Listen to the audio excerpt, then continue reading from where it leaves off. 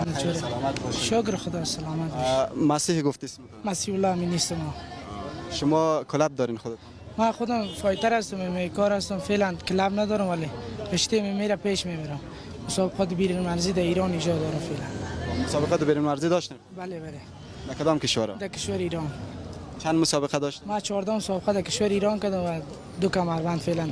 در وزن پیش از 51 52 کیلو. در وزن 51 و 52. بله. از 14 مسابقه 2 کمربند داشت. کمربند بله. بسیار خوب.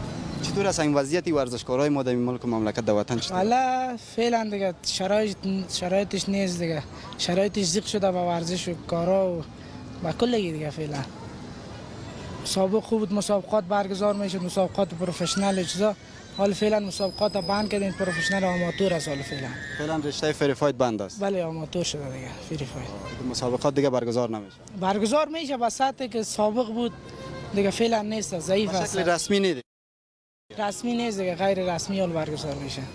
یا خیر باشه. خدا مهربان است ان شاء الله که حکومت هم یک گفتگان تا توجه بکنه. بسیار جوانایی هستند که در این رشته استعداد دارن، ظرفیت دارن که در صدد از اینکه استعداد ظرفیت خود نمایان بکنن، به نمایش بگذارن دیگه. امیدوار هستم که این رشته هم حکومت باز بود. و همیشه 4 تا سپاسگزاری کنم از استادم، استاد جاوید مرزایی، استاد احسان احمدی و از فامیل محترم که ما حمایت میکنن از چینل یوتیوب خودتان. دیگه وقت خوش سلامت باشی مسیح جان. کدام گفتنی دیگه در اخیر خونه داری؟ بخیر باش، سلامت باش. زنده باش شهزاده.